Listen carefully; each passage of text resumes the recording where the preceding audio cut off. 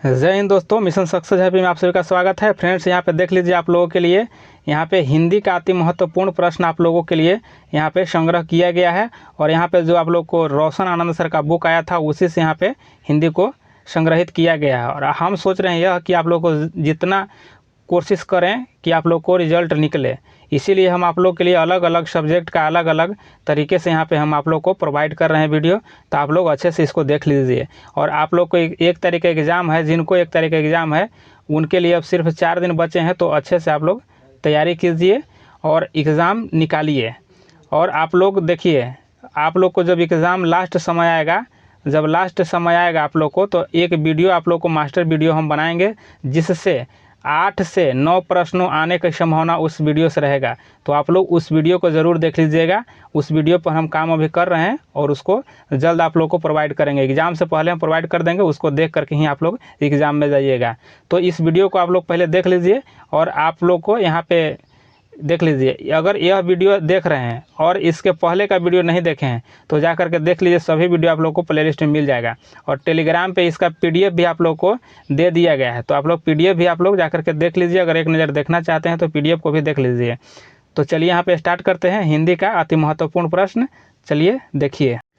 चलिए 27 नंबर प्रश्न देख लेते हैं कि निम्न में से किस कवि ने लक्ष्मण ग्रंथ नहीं लिखा है। तो देखिए इसमें ऑप्शन आपको डी हो जाएगा, बिहारी नहीं लिखा है। बाकी यहाँ पे देखिए कि देव और पद्माकर और भूषण के द्वारा यह लिखा गया है। और यह जो है बिहारी के द्वारा लिखा गया, सिर्फ इसमें देखिए कि बिहारी के द्वारा एकमात्र लिखा गया है। तो यहाँ पे देखिए कि बिहारी शतसई लिखा गया है। बाकी यह 4 जो यहाँ पे कवि हैं इन्हीं के द्वारा यहाँ पे लक्ष्मण ग्रंथ लिखा गया है। और फिर देख लीजिए, आप लोग यहाँ पे देख रहे होंगे 27 नंबर क्वेश्चन है। तो आप लोग को सीरियल से इसमें नहीं मिलेगा, क्योंकि इसमें जहीं तहीं आप लोग को जो सेट में दिया गया वहाँ से इसको सिलेक्ट किया गया है। तो इसलिए आप लोग को सीरियल ढंग से नहीं मिलेगा। तो आप लोग इसको निश्चिंत रहिए, चिंता करने की बात नहीं है। आप लोग को सभी, आप लोग को हिंदी का जो भी है सभी आप लोग को यहाँ पे कंप्लीट कराया जा रहा है। 28 नंबर देख लेते हैं यहाँ पे कि शुद्ध वर्तनी का चयन कीजिए। तो देखिए यहाँ पे आपको बी जो है ना, आपको फुर्तीला इस तरह से लिखाएगा, यही आपको शुद्ध है। और आगे यहाँ पे देख लेते हैं 29 को। देखिए यहाँ पे कि निर्देश दिया है कि प्रश्न दिए गए वाक्य के प्रथम और अंतिम अंशों को 1 से 6 की संख्या दी गई है और इसके अन्य को देखिए आने वाले अंशों के 4 भागों में बांटकर य र ल व की संज्ञा दी गई है। और ये चारों भाग अव्यवस्थित है। इसको ध्यान से पढ़कर दिए गए विकल्पों में से उचित क्रम चुनिए। तो देखिए यहाँ पे उचित क्रम आपको चुनना है। तो देखिए यहाँ पे आंसर आपको बी हो जाएगा। देखिए पहले क्या आ जाएगा आपको, तो पहले आपको देखिए यहाँ पे व आ जाएगा। देखिए पहले यहाँ पे लिखा गया है, क्वेश्चन देख लीजिए कि मरुभूमि राजस्थान की प्रत्येक स्थली पर यहाँ पे देखिए वहाँ के वीरों का रक्त प्रवाहित हुआ। फिर उसके बाद यह आ जाएगा। ठीक, यहाँ देखिए कि जहाँ पद्मिनी और लक्ष्मीबाई ने देश के हितार्थ तलवार धारण किया। उसके बाद रो आ जाएगा, जहाँ की देवियों ने अपने सतीत्व की रक्षा के लिए अपने प्राण अग्निदेव को समर्पित कर दिए। तो यहाँ पे इसलिए यहाँ पे आंसर आपको जैसे सूटेबल यहाँ पे वाक्य देखना है, तो यहाँ पे आप लोग को ऑप्शन बी सही हो जाएगा। चलिए आगे यहाँ पे देख लेते हैं 30 नंबर। देखिए रात्रि का पर्याय नहीं है। तो देखिए इसमें रात्रि का पर्याय जो सजनी है यह नहीं है, बाकी यामिनी हो जाएगा, रजनी हो जाएगा और निशा जो है आपको रात्रि का पर्यायवाची है। और यहाँ पे देख लीजिए सजनी का जो आपको पर्यायवाची हो जाएगा सहेली हो जाएगा, सखी हो जाएगा और सहचरी, आला देखिए आली हो जाएगा और संगणी हो जाएगा और सैंधरी हो जाएगा। यह सब आपको सजनी का पर्यायवाची हो जाएगा। और आगे यहाँ 31 को देख लीजिए। देखिए कि सही विकल्प चुनिए। यहाँ पे देखिए सर्वज्ञ लिखा हुआ है। तो सर्वज्ञ में यहाँ पे सही चुनना है आपको। तो ऑप्शन ए हो जाएगा, जिसे सब विषय में जानकारी हो उसे सर्वज्ञ कहा जाता है। सभी विषय को जानकारी है उसे सर्वज्ञ कहा जाता है। और यहाँ पे देख लीजिए कि जो सब जगह व्याप्त हो उसे सर्वव्यापी कहा जाता है। और जिसे बहुत सी भाषाओं का ज्ञात हो उसे बहुभाषी कहा जाता है। चलिए आगे यहाँ पे देख लेते हैं 32 नंबर। यहाँ देखिए कि निम्नलिखित वाक्यांशों में से कौन सा वाक्यांश पार्थिव शब्द के लिए उपयुक्त है। तो देखिए पार्थिव शब्द के लिए उपयुक्त यहाँ पर आपको ऑप्शन बी हो जाएगा कि जिसका संबंध पृथ्वी से हो उसे पार्थिव कहा जाता है। और यहाँ पे देखिए अन्य संबंध ईश्वर से हो, जैसे देखिए जिसका संबंध ईश्वर से हो उसे क्या कहा जाता है, आध्यात्मिक कहा जाता है। चलिए यहाँ पे आगे देख लेते हैं देखिए कि विपरीतार्थक बताइए, तो अनुराग का विपरीतार्थक बताना है तो यहाँ पे आपको विराग हो जाएगा, अनुराग का विलोम शब्द विराग हो जाएगा। और यहाँ पे देख लीजिए 34 का कि दिए गए वाक्य खंड के लिए एक शब्द चुनिए, तो जो अच्छा बोलता हो उसे क्या कहा जाता है, तो देखिए यहाँ पे सुवक्ता कहा जाता है, क्या सुवक्ता। और जो कम बोलता है उसे मितभाषी कहा जाता है, और जो मीठा बोलता है उसे मृदुभाषी कहा जाता है। ये सब बात वहाँ अगर आप लोग को एग्ज़ाम में दिखने को मिले तो आप लोग इसे छोड़िएगा नहीं, आप लोग सभी याद रख लीजिए। और 4 नंबर यहाँ देखिए आ गया, दूसरी सेट का है। तो देखिए अविनियो कहाँ का प्रमुख कला केंद्र रहा है, तो देखिए अविनियो जो है आपको यहाँ फ्रांस का रहा है, कहाँ का, तो देखिए अविनियो फ्रांस का प्रमुख कला केंद्र रहा है। अविनियो के लेखक अशोक वाजपेयी है, कौन, अशोक वाजपेयी है, इसलिए यहाँ पे देखिए अन्य विकल्प असंगत है, बाकी 4 नंबर जो डी है वह सही है। चलिए आगे यहाँ पे देख लेते हैं 6 नंबर। यहाँ देखिए कि संस्कृति शब्द का विशेषण है, तो देखिए इसका कौन हो जाएगा, तो ऑप्शन सी हो जाएगा, सांस्कृतिक हो जाएगा, क्या हो जाएगा, सांस्कृतिक हो जाएगा। चलिए आगे यहाँ पे देख लेते हैं 8 नंबर। देखिए यहाँ प्रश्न कि विफलता का विपरीतार्थक शब्द है, तो देखिए विफलता का यहाँ पे क्या हो जाएगा, सफलता, यानी विलोम शब्द यहाँ पूछा जा रहा है, तो क्या हो जाएगा, यहाँ सफलता हो जाएगा। देखिए विलोम यहाँ पे देखिए कि विफलता का अर्थ असफल, यहाँ पे सफलता होता है, इसीलिए विफलता का विलोम सफलता हो गया, और अन्य विकल्प असंगत है। और देखिए सार्थक का विलोम आपको निरर्थक हो जाएगा, और सफलता का विलोम असफलता हो जाएगा। चलिए आगे हैं कि आ रही रवि की सवारी कविता में बादलों की एकरूपता किससे की गई है, तो किससे की गई है, तो देखिए यहाँ पे अनुचरों से की गई है, ऑप्शन आपको बी सही हो जाएगा। तो आ रही रवि की सवारी कविता के लेखक कौन है, तो देखिए हरिवंश राय बच्चन जी हैं, हरिवंश राय बच्चन है। चलिए आगे यहाँ पे 11 नंबर देख लीजिए। देखिए कि विद्वान का विलोम है, तो विद्वान का विलोम क्या हो जाएगा, तो यहाँ पे मूर्ख हो जाएगा, मूर्ख आदमी यहाँ पे हो जाएगा, विद्वान आदमी का यहाँ पे विलोम हो जाएगा। और अन्य यहाँ पे देख लीजिए जो विद्वान और क्या यहाँ पे देख लिए आप लोग, मूर्ख हो गया, और यहाँ पे देखिए अन्य यहाँ पे उसका विलोम शब्द है, जैसे ज्ञानी के क्या हो जाएगा, अज्ञानी हो जाएगा। अल्पज्ञ को देखिए सर्वज्ञ हो जाएगा, विज्ञ के क्या हो जाएगा, अज्ञ हो जाएगा, और अवनी के क्या हो जाएगा, तो अंबर हो जाएगा, और अंध का क्या हो जाएगा, तो ऊपरी हो जाएगा। और यहाँ देखिए अर्पित के क्या हो जाएगा, तो गृहित हो जाएगा। और यहाँ पे देखिए कि अर्वाचीन, तो इसका क्या हो जाएगा, प्राचीन। देखिए यह क्वेश्चन आपको पूछा जाता है और कहीं पूछा गया है यह क्वेश्चन, अर्वाचीन का प्राचीन हो जाएगा, और आदि का अनादि हो जाएगा, और अग्र का पश्च हो जाएगा। और यहाँ देखिए आविर्भाव का तिरोभाव। और यहाँ देखिए उपमेय का अनुपमेय हो जाएगा। और आगे इसमें और देख लेते हैं, यहाँ देखिए बर्बर का क्या हो जाएगा, तो शब हो जाएगा, और तिमिर का प्रकाश हो जाएगा। और यहाँ पे देखिए कि चिरंतन का क्या हो जाएगा, तो यहाँ पे देखिए कि नश्वर हो जाएगा, और निर्माण का ध्वस्त हो जाएगा, लौह का स्वर्ण हो जाएगा, और विरहत का लघु हो जाएगा, और व्यस्त का यहाँ पे देखिए यहाँ पे अकर्मण्य हो जाएगा। और आगे यहाँ पे देख लीजिए यहाँ पे लौकिक का क्या हो जाएगा, अलौकिक हो जाएगा, मुख का वाचाल हो जाएगा, और सृष्टि का यहाँ पे प्रलय हो जाएगा, और शोक का हर्ष, और शीत का उष्ण, और संयोग का वियोग हो जाएगा। तो ये सभी बातों को देख लीजिए, कहीं आप लोग को एग्जाम में आए तो इसको छोड़ना नहीं है। और यहाँ पे देख लीजिए 16 को देखिए कि भारत माता कविता के रचनाकार हैं, तो कौन हो जाएगा, देखिए सुमित्रानंद पंत जी हैं, भारत माता कविता के रचनाकार हैं। और देखिए इनके सुमित्रानंद पंत की और रचनाएं देख लीजिए कि ग्रंथि है, फिर यहाँ पे भोजन हो जाएगा, फिर यहाँ पे ग्राम्या हो जाएगा, युगांत हो जाएगा, और स्वर्ण किरण हो जाएगा, और स्वर्ण धूली, और कला और बूढ़ा चांद हो जाएगा। और यहाँ पे देख लीजिए लोकायतन और चितंबरा, ये सभी जो आपको यह रचना दी गई है यहाँ पे सुमित्रानंद पंत का है। 17 में देख लेते हैं कि मैं नीर भरी दुख की बदली कविता महादेवी वर्मा के किस काव्य ग्रंथ से संकलित है, क्या था कि मैं नीर भरी दुख की बदली, तो यहाँ देखिए आपको यामा हो जाएगा, यह कहाँ से है, तो यामा से लिया गया है यहाँ पे। चलिए आगे यहाँ पे 18 को देख लेते हैं कि माली और मालिन में समास है, तो देखिए इसमें क्या हो जाएगा, ऑप्शन सी हो जाएगा, यह द्वंद्व समास हो जाएगा, क्या हो जाएगा, द्वंद्व समास हो जाएगा। और आगे यहाँ पे चलिए देखते हैं 19 नंबर। यहाँ देख लीजिए कि हमारी नींद कविता के कवि हैं, तो हमारी नींद कविता के कवि यहाँ पे देखिए कौन हो जाएंगे, तो बीरेन डंगवाल हो जाएंगे, बीरेन डंगवाल हो जाएंगे। और देखिए अनामिका की रचना, जैसे अनामिका लेखक हैं, इनकी रचना देख लीजिए कि गलत पत्ते की चिट्ठी, यह कविता है। और विजा, देखिए विजाक्षर हो जाएगा, तो यह भी कविता है। फिर आपको यहाँ देखिए अनुष्टुप, यह भी आपको कविता हो जाएगा, और यह सभी अनामिका के द्वारा लिखा गया है। अब भी वसंत को तुम्हारी ज़रूरत, यह भी कविता है। और दूब धान, यह भी कविता है। टोकरी में दिवंगत कविता संग्रह के लिए साहित्य अकादमी पुरस्कार दिया गया था अनामिका को, टोकरी में दिवंगत के लिए। यह क्वेश्चन आप लोग को आ सकता है, इसको अच्छे से समझ लीजिएगा। और यहाँ देखिए रेनर मारिया शिल्के की कृति, तो देखिए इनके द्वारा यहाँ पर जीवन और गीत। और यहाँ देखिए क्रिसमस की पूर्व संध्या, और छवियों की किताब, और त्यौहार पर मेरे लिए, ये सभी लिखा गया यहाँ पे इनके द्वारा लिखा गया है, रेनर मारिया रिल्के के द्वारा। और यहाँ देखिए जीवानंद दास की रचना देख लीजिए, जीवानंद दास की रचना यहाँ पे देखिए कि झारा पालोक हो जाएगा। फिर यहाँ देखिए धूसर पांडुलिपि हो जाएगा, बनलता सेन और महापृथ्वी। और यहाँ पे देखिए सात्विक तरारा तिमिर।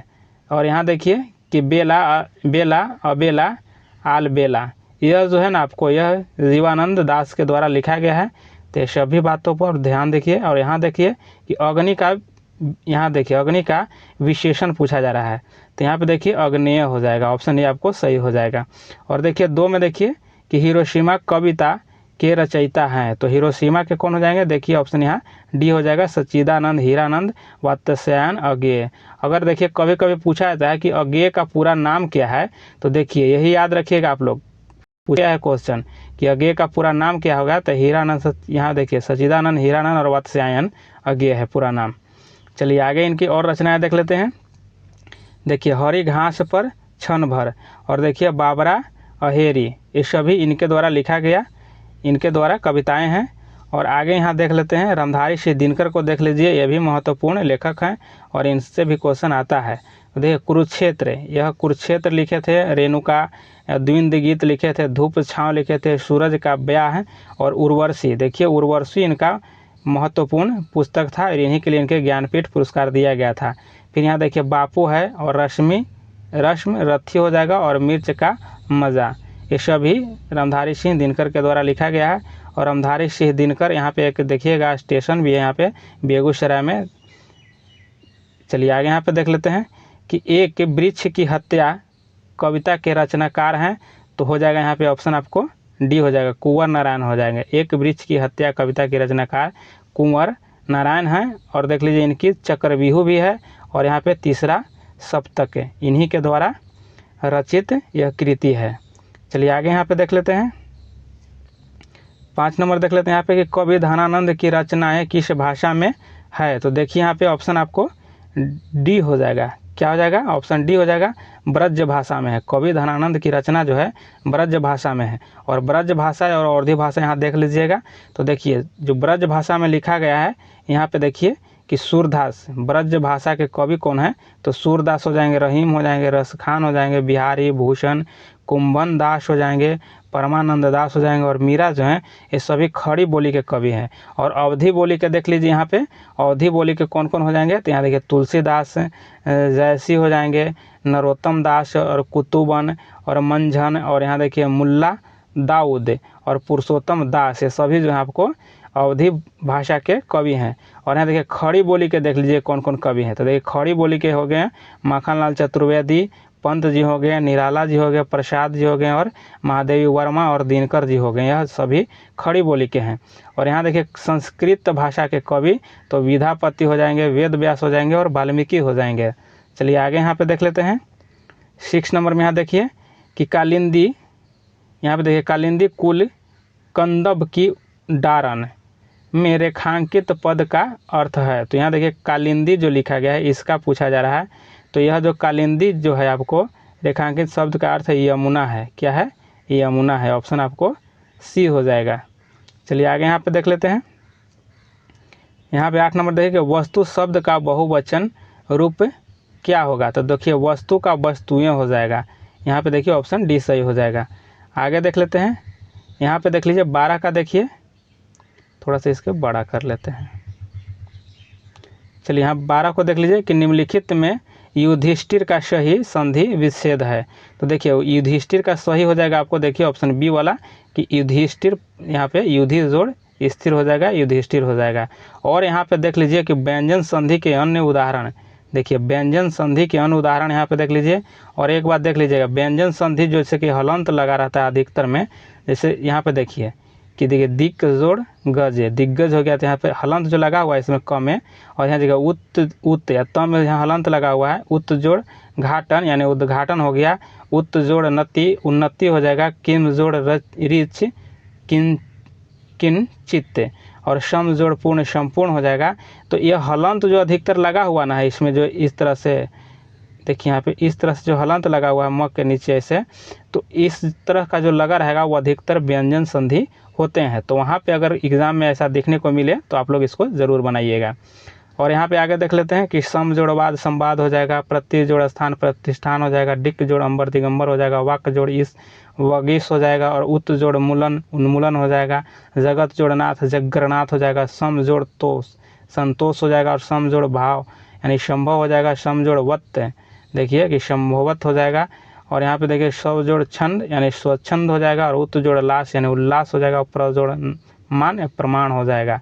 तो देख लीजिए ये सब अच्छे से समझिएगा आप लोग। और यहाँ देख लेते हैं 13 को कि जो दूसरों के द्वारा उपकार किए गए हैं, इस कथन के लिए एक शब्द होगा। जो दूसरों के लिए उपकार किया गया उसे कहता है उपकृत कहा जाता है। क्या कहता है? उपकृत कहा जाता है। 14 को देख लेते हैं, निम्नलिखित में से किस विकल्प में विलोम शब्द सुमेलित नहीं है। तो विलोम शब्द देखिए यहाँ पे जो उन्मुख का सम्मुख जो लिखा हुआ है यह सही सुमेलित नहीं है। तो यहाँ होगा क्या? तो देखिए यहाँ पे उन्मुख का विमुख हो जाएगा। क्या हो जाएगा? उन्मुख का विमुख हो जाएगा, सही विलोम होगा।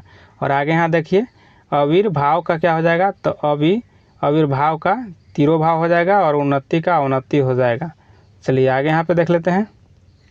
अब देखिए यहाँ पे वर्ण विचार दिया गया है, और वर्ण के बारे में यहाँ समझना है। अब तो यहाँ थोड़ा सा आप लोग अच्छे से समझ लीजिए। और यह आप लोग को ज्ञान बिंदु जीएस एकेडमी जो बुक था उसका आप लोग को प्रथम पृष्ठ से यह आपको वर्ण विचार दिया गया है, और वहीं से यहाँ पे आप लोग को देखने को मिले। देखिए पहले बात देखिए कि वर्ण भाषा की सबसे छोटी इकाई होता है। जो वर्ण जो होता है भाषा की सबसे छोटी इकाई होता है।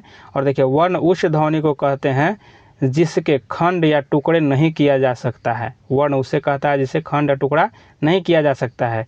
और यहाँ देखिए भाषा की सबसे छोटी मौखिक इकाई को ध्वनि कहा जाता है। जो मौखिक बोला जाता है उसको ध्वनि कहा जाता है। और हिंदी वर्ण माला में 11 स्वर्ण है। याद रखिए कितने स्वर्ण है? तो 11 स्वर्ण है और 33 व्यंजन है। कितने? 11 स्वर्ण और 33 व्यंजन। पूछे जाते हैं कि व्यंजनों की संख्या कितनी है, चाहे स्वर्णों की संख्या कितनी है। तो स्वर्ण की संख्या कितनी है? 11 और व्यंजन की 33 है। और यहाँ देखिए लेखन के अनुसार हिंदी में वर्णों को कुल संख्या 59 दिया गया है। और वर्ण के यहाँ पे भेद देखिए दिया गया है कि वर्ण का भेद, तो देखिए स्वर्ण वर्ण होता है और व्यंजन वर्ण होता है यहाँ पे। और स्वर किसे कहते हैं? तो बिना किसी सहायता से बोले जाने वाले स्वर वर्ण कहा जाता है। जैसे यहाँ पे देख लीजिए अ आ ई, छोटी ई, बड़ी, छोटी ऊ और बड़ी ऊ और री, यहाँ पे 7 हो जाएगा। और ए और ए या ओ औ यहाँ पे 4 गो हो जाएगा। कुल मिलाकर के 11 गो हो गया। चलिए आगे यहाँ पे देख लीजिए। अब यहाँ पे स्वर वर्ण के भी भेद होते हैं, ठीक है।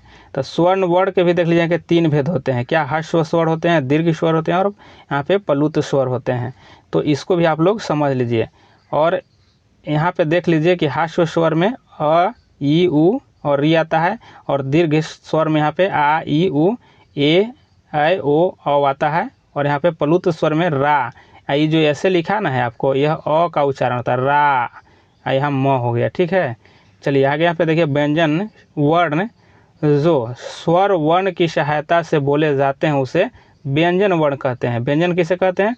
जो स्वर वर्णों की सहायता से बोला जाता है उसे व्यंजन कहते हैं। तो देखिए स्वर वर्ण यहाँ पे दिया गया है। तो देख लीजिए यहाँ पे कवर्ग, चवर्ग, टवर्ग, तवर्ग और यहाँ पफ बम जो लिखा हुआ है ये सभी आप लोग को स्पर्श व्यंजन हो जाएंगे। और यहाँ पे देख लीजिए अंतस्थ व्यंजन हो जाएगा, उष्ण व्यंजन हो जाएगा और संयुक्त व्यंजन। तो यहाँ पे देख लीजिए कि अंतस्थ में क्या हो जाएगा? तो यह ल व तक होता है। और स जो यहाँ पे लिखा हुआ है ह तक, यहाँ पे देखिए कि यह उष्ण होता है। और छ, त्र, ज्ञ, अश्र, यहाँ पे देखिए श्र जो है यहाँ तक संयुक्त व्यंजन होते हैं। और यहाँ पे देख लेते हैं आगे दिग्गु व्यंजन। यहाँ देखिए ढ और ढ है, ढ और ढ, यह आपको दिग्गु व्यंजन हो जाएगा। संयुक्त व्यंजन यहाँ पे क्या होता है, तो छ में क प्लस स जो मिलता है तो छ होता है। ज्ञ में ज प्लस य जो जुड़ता है तो यहाँ पे ज्ञ होता है। यहाँ पे देख लीजिए उसी तरह से। चलिए आगे यहाँ पे देख लेते हैं। चलिए यहाँ आगे देख लेते हैं। देखिए कि भाषा के सबसे बड़ी इकाई को वाक्य कहा जाता है। इस बात को याद रखिए कि भाषा के सबसे बड़ी इकाई को वाक्य कहा जाता है और भाषा के सबसे छोटी इकाई को वर्ण या ध्वनि कहा जाता है और भाषा की सबसे छोटी सार्थक इकाई को शब्द कहा जाता है। नोट यहाँ पे देखिए कि आगत वर्ण या तल बिंदु या नुक्ता वाले वर्ण जैसे ख, ग, फ, ये सभी आप लोग को हो जाएंगे और अंग्रेजी में आ हो जाएंगे। और यहाँ पे देख लीजिए व्यंजन वर्ण देखते हैं। व्यंजन वर्ण जैसे कि उच्चारण हम लोग को देखना होगा यहाँ पे। जैसे देखिए कि यहाँ पे कंठ से उच्चारण क्या क्या का होता है, तो देखिए क, ख, ग जो अंग होता है क वर्ग का, यह आपको कंठ से उच्चारण होता है। इस बात को देख लीजिए, ये वाला जो आपको इम्पोर्टेंट है तो इसको आप लोग अच्छे से समझ लीजिए। और यहाँ पे देख लीजिए च से, जैसे च जो है आपको तालु से यहाँ पे देखिए उच्चारण होता है च, छ। आप लोग बोल के देखिएगा, आप लोग खुद पता चलेगा कहाँ से इसका उच्चारण हो रहा है। फिर देखिए टवर्ग में देखिए कि मूर्धा से होता है और तवर्ग में होता है दंत से होता है त, थ। देखिए दंत पर यहाँ पे जिह्वा का स्पर्श होता है इसलिए तवर्ग हो गया, ये दंत से हो जाएगा। और प, फ, ब, म, जे ओष्ठ से होता है। देखिए प बोल के देखिएगा, आप लोग खुद ही पता चलेगा कि कहाँ से इसका आवाज़ आ रही है, तो यह होस्ट से हो जाएगा। चलिए आगे यहाँ पे देख लेते हैं। चलिए जो इम्पोर्टेंट है वही आप लोग को हम यहाँ पे बताएंगे। चलिए आगे यहाँ देख लेते हैं। यहाँ पे देखिए यहाँ पे संधि अब स्टार्ट हो गया है, तो संधि देख लेते हैं। यहाँ पे थोड़ा सा इसको छोटा करते हैं। चलिए यहाँ पे देख लीजिए संधि है, तो देखिए कि दो समीपवर्ती वर्णों के मेल से जो विकार उत्पन्न होता है उसे संधि कहा जाता है। और संधि में पहले शब्द के अंतिम वर्ण तथा दूसरे शब्द के पहले वर्ण मेल होता है, उसी को संधि कहते हैं। जैसे यहाँ देख लीजिए विधा जोड़ आलय है, क्या है विधा जोड़ आलय, तो इसमें विद्यालय हो गया। और महाजोड़ ऋषि महर्षि हो जाएगा और ने जोड़ अन्य नयन हो जाएगा। संधि है। और संधि के कितने भेद होते हैं, तो संधि के देख लीजिए 3 भेद होते हैं, स्वर्ण संधि, व्यंजन संधि और विसर्ग संधि होते हैं। ठीक।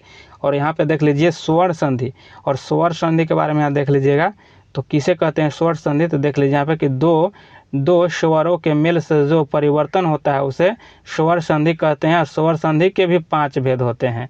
यहाँ देख लीजिए स्वर संधि के भी 5 भेद होते हैं, तो दीर्घ स्वर संधि होता है, गुण स्वर संधि होता है और वृद्धि स्वर संधि होता है, यन स्वर संधि होता है और अयादि स्वर संधि होता है। तो इसके बारे में आप लोग देख लीजिए, क्योंकि पूछा जाता है कि कौन सा संधि है। तो दीर्घ स्वर संधि में यहाँ देख लीजिए कि ह्रस्व या दीर्घ अ और ई उ के पश्चात क्रमशः हास्य या दीर्घ स्वर जैसे कि अ ई उ स्वर आए तो दोनों को मिलाकर दीर्घ है। अगर दोनों को मिला करके आ ई उ हो जाता है, तो यहाँ पर जैसे देख लीजिए कि अ प्लस अ मिल रहा है तो क्या हो रहा है, आ हो रहा है। जैसे यहाँ पे बताया गया था या, ठीक, तो आ हो रहा है। जैसे देखिए पुष्प है और इसमें अगर जोड़ा जा रहा है अवली, तो क्या हो जा रहा है, तो पुष्प में अवली जोड़ा जाए तो पुष्पावली हो जाएगा, क्या हो जाएगा पुष्पा। आ का शब्द का उच्चारण आ रहा है यहाँ पे, ठीक है, बोल के देखिएगा पुष्पावली। फिर यहाँ देखिए आ प्लस आया हो जाएगा, तो यहाँ देखिए माया जोड़ अधीन है, तो देखिए माया या आ रहा है, माया धीन, ठीक है। और यहाँ पे भी देखिएगा तो हिम जोड़ आलय, हिम आलय, ठीक है, आ का उच्चारण इसमें आ रहा है। उसी तरह यहाँ देखिए ई जो कहा गया यहाँ पे ई, तो इसमें भी देखिए ई प्लस ई हो रहा है, कवि जोड़ इच्छा, तो कवि ई आ रहा है, कवि, इसमें देखिएगा तो ई का उच्चारण आ रहा है, कविच्छा, ठीक है। यहाँ पे देखिए रजनीश, तो यहाँ कहा रजनीश, रजनी ई आ रहा है नीस से। फिर देखिए गिरीश जोड़ इस, गिरीश ई आ रहा है, तो इसीलिए इसको कहा गया है आपको कि दीर्घ स्वर संधि। तो इस सभी बातों को याद रखिएगा। और यहाँ पे देखिए ऊ का भी बात किया गया था, तो गुरु जोड़ उपदेश, गुरु गुरुपदेश हो जाएगा। और साधु जोड़ ऊर्जा, साधु ऊर्जा हो जाएगा। साधु ऊ का उच्चारण इस सभी में आप लोग को देखने को मिलेगा। और यहाँ पे देखिए गुण संधि देख लीजिए। यहाँ पे गुण संधि कि जब अ अथवा आ के बाद ई अथवा ई आता है तो इसे स्थान पर ए हो जाए। देखिए क्या होता है, ए हो जाता है। और अ या आ के आगे ऊ या ऊ आता हो तो ओ हो जाता है, तथा अ या आ के आगे री आता है तो अरी हो जाता है। तो यहाँ पे आप लोग देखिए कैसे कैसे हो रहा है। जो जैसे यहाँ देखिए अ प्लस ई आए तो यहाँ ए हो जा रहा है। यहाँ देख लीजिए, यहाँ पे जो कहा गया था ए हो जाए तो इसी का यहाँ पे देखिए बता रहा है ए हो गया। जैसे सूर जोड़ इंद्र तो सूरे ए आ रहा है यहाँ पे सुरेंद्र। और यहाँ देखिए ए है और इसमें देखिए कि परम जोड़ ईश्वर परमेश्वर ए आ रहा है। इसी तरह से आएगा ये तो आपको गुण संधि हो जाएगा। और यहाँ पे और देख लीजिए इसके बारे में।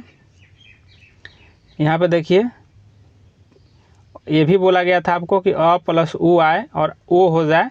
जैसे मानव जोड़ उचित तो क्या हो जाएगा, मानवोचित हो जाएगा, मानवोचित। और यहाँ पे और देख लेते हैं कि नव जोड़ यहाँ पे उढ़ा, नवोढ़ा हो जाएगा। और महाजोड़ उत्सव, महोत्सव वो आ रहा है, इसमें सभी में आएगा। और अरी की बात की गई थी कि अ और री जोड़ेगा तो अरी हो जाएगा। जैसे देव जोड़ ऋषि, देवर्षि, अरी आ रहा है और आ रहा है, ठीक है।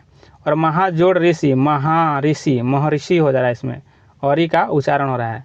और यहाँ पे देख लेते हैं, देखिए कि वृद्धि संधि। तो वृद्धि संधि में क्या होता है, अ या आ के बाद ए या ए आए तो दोनों के मेल से ए हो जाए। क्या हो जाए, यहाँ देखिए ए हो जाए।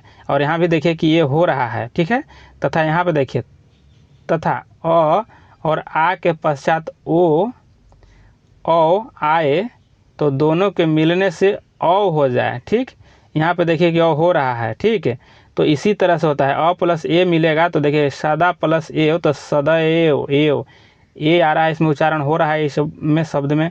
तो उसी तरह से यहाँ पे देखिए कि अ जोड़ औ तो यहाँ पे औ हो गया है। तो बन जोड़ औषधि, बनाओ, औ आ रहा है इसमें, बनौषधि। तो ये सभी बातों को अच्छे से समझ लीजिए। ये सभी जो था आपको यह वृद्धि संधि में आता है, इस तरह का उच्चारण। और यहाँ पे देख लीजिए 4 नंबर में आपको कि यन संधि। तो यन संधि में क्या आता है, तो डायरेक्ट हम यहाँ बता रहे हैं आपको कि यन संधि में ई प्लस अ आए य हो जाए। और यहाँ पे देखिए कि ई प्लस उ आए यू हो जाए। और यहाँ पे ई प्लस आए या हो जाए या व हो जाए। थोड़ा सा ऊपर कर लेते हैं। ये सभी आपको ये सब शब्द आता है अगर ई और उ से। तो यहाँ पे देख लीजिए कि य का तो अति जोड़ अंत, अत्यंत य आ रहा है। और यहाँ पे देखिए नदी जोड़ य अपी तो नदयपी हो जाएगा। और अति जोड़ उत्तम, अति उत्तम हो जाएगा। यह सभी में य का उच्चारण हो रहा है। और यहाँ पे देखिए वी के देख लीजिए व का यानी सु जोड़ अच्छा, स्वच्छ हो जाएगा, अच्छे स्वच्छ हो जाएगा। और अनु जोड़ इत अवनित हो जाएगा।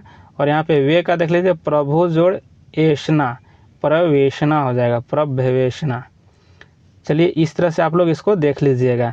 और अयादि संधि देख लीजिए, यहाँ पे लास्ट है यह कि अयादि संधि किसे कहते हैं कि जब ए और ए औ स्वरों का मेल दूसरे स्वरों से हो तो ए का अय और ए का आय और ओ का औ तथा औ का आव के रूप में परिवर्तित हो जाता है। तो यहाँ पे देख लीजिए ए प्लस अ मिल रहा है तो अय हो जा रहा है। और ए प्लस अ मिल रहा है तो आय हो जा रहा है। और ओ प्लस अ मिल रहा है तो औ हो जा रहा है। और ओ प्लस ओ तो आव। और यहाँ देखिए ओ प्लस ई तो आ भी हो जा रहा है। तो यहाँ पे देखिए कि नेक प्लस अन्न नयन हो जा रहा है, ने प्लस अन्न नयन हो जा रहा है। नौ प्लस अक नायक हो जा रहा है। और पौ प्लस अन्न पवन हो जा रहा है। तो ये सब बातों को आप लोग अच्छे से देख लीजिए।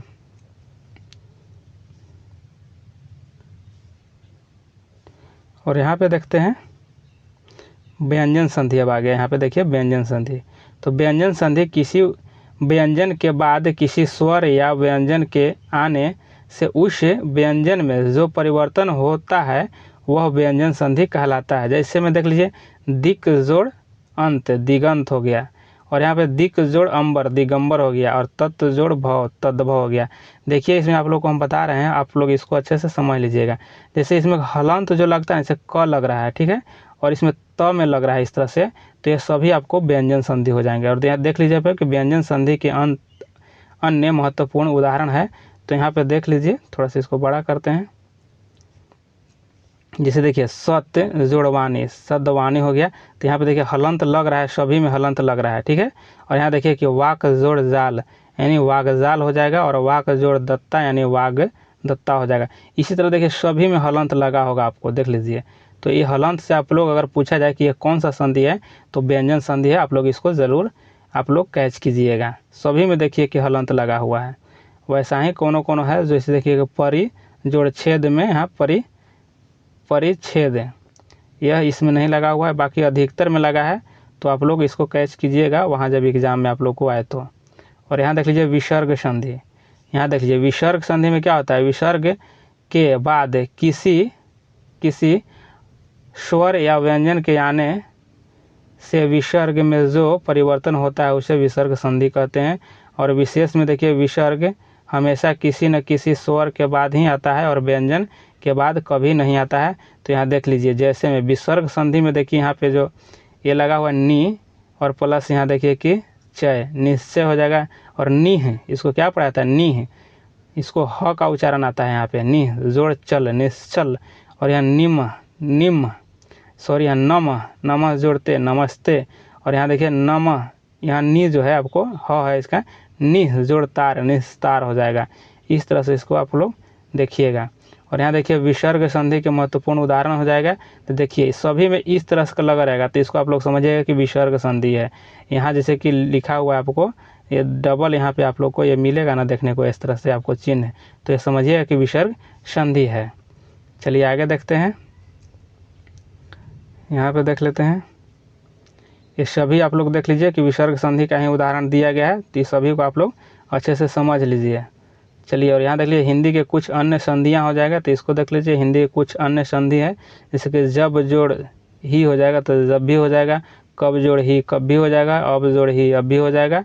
तो ये सब आप लोग देख लीजिए। और यहाँ तब जोड़ ही तब भी हो जाएगा। यह सभी हिंदी के कुछ अन्य संधियाँ हैं। तो चलिए, आप लोगों को अगर अच्छा लगे यह वीडियो तो लाइक और शेयर ज़रूर कीजिएगा और सब्सक्राइब भी कीजिए। तो चलिए, आप लोगों को आगे अच्छा और प्रोवाइड किया जाएगा।